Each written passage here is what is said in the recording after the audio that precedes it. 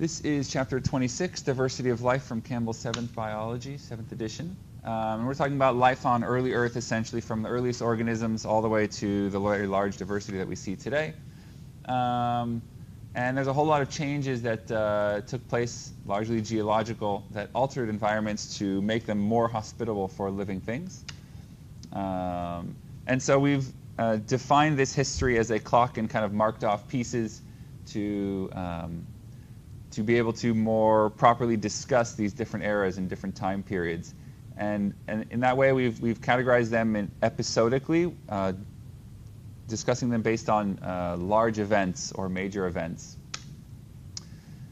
So talking initially about early Earth, so the initial hypothesis was that chemical and physical processes produced very simple cells through some stepwise occurrences. And so there are four main stages is the hypothesis. This is 4.6 billion years ago when the Earth formed, and thus the atmosphere. And in the atmosphere there was water vapor, and a variety of other chemicals, methane, hydrogen gas, and so on, released by volcanic eruptions. And there were volcanic eruptions all over the place.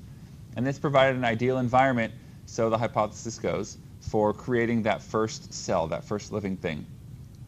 So there's a famous experiment done by Miller and Urey. Miller was a grad student in Urey's lab when he was 26 and did this experiment. They did it together, and they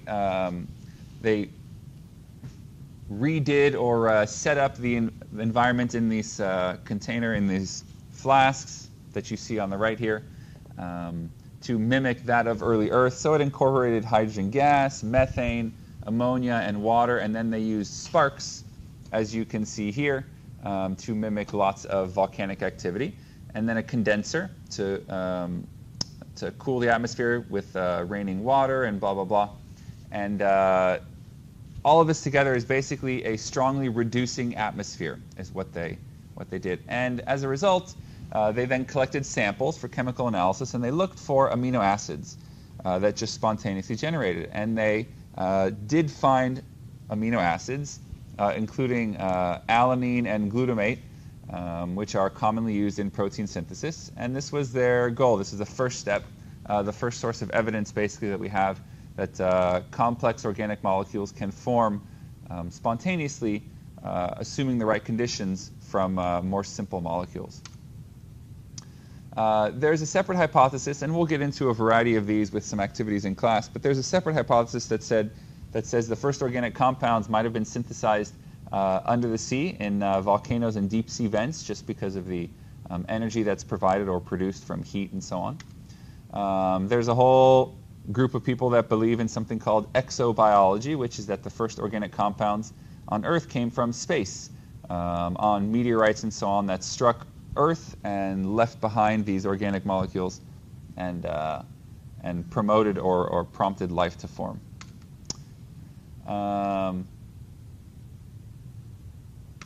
And now we can actually research this more as we're able to do more and more in space as technology improves.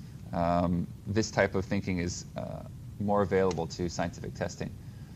Another one is that small organic molecules can polymerize. They can form larger molecules when they are on hot sand, clay, or rock. That's the energy or the reaction source.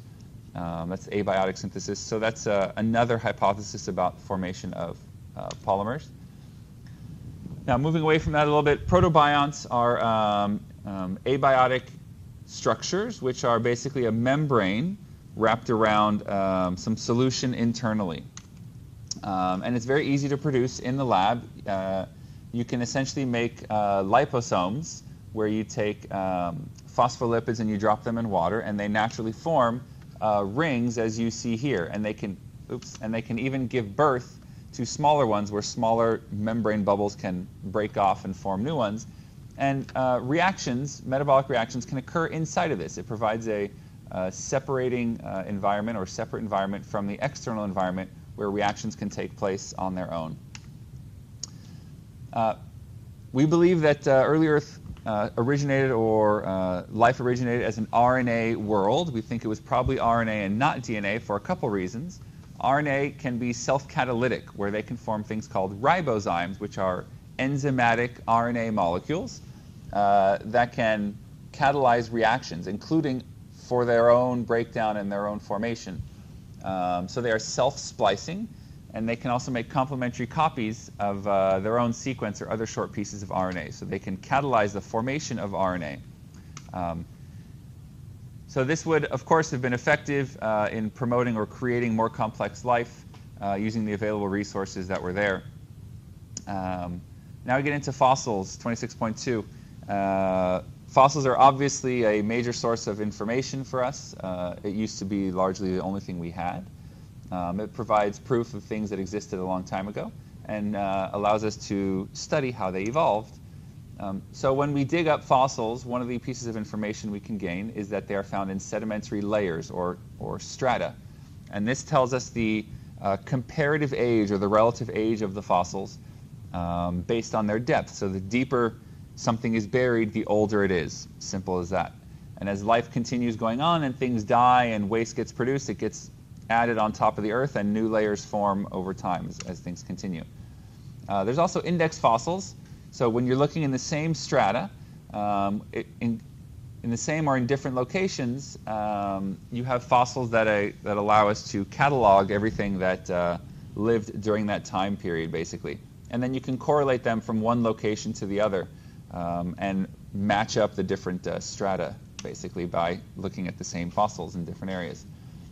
We can use carbon-14 dating. It's usually carbon-14. It doesn't always have to be, though.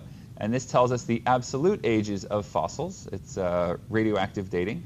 And it's done by looking at the half-life of carbon-14 and the rate at which the neutrons get removed. So carbon-14 becomes carbon-13, and carbon-13 becomes carbon-12. We know exactly how long that takes, and thus can determine, based on how much carbon-14 is in a sample currently and how much carbon-14 used to be in the sample during that time period, we can determine how long it's been since that carbon-14 was converted. So an example that I have a video that I sometimes show, but an example, it's a linear example, but it's still worth mentioning. If you have an ice machine, and that ice machine produces, it fills up the bucket and it produces 100 pieces of ice, and it's always filled with 100 pieces of ice because it's attached to a water source. This, of course, would be when you're alive, you're constantly eating and taking in new sources of carbon-14, so you always maintain a certain level of carbon-14. So we have the ice machine. Now you go up to the ice machine and you take a cup and you pull out 5 cubes of ice, and now there's 95 pieces of ice left. And if you, let's say, every day take 5 pieces of ice for 3 days, and you have 85 pieces of ice left, well, you can determine, on a linear scale, of course, that 3 days ago you started taking out ice, or the age essentially is 3 days old. This is assuming that the water connection is no longer on, which would replace the ice. So the same thing goes. You look at the original amount of carbon-14, how much carbon-14 is left at the time of sampling, and you can determine how long it's been since that, since the original carbon-14 would have been converted. We can also look at magnetism of rocks, and look at, we know when the magnetic north and south pole reversed, and we can actually see it in rocks, and that can help us determine ages. And so all this information helped us to establish a geologic record, which was divided into 3 parts, and we'll talk about this when we return.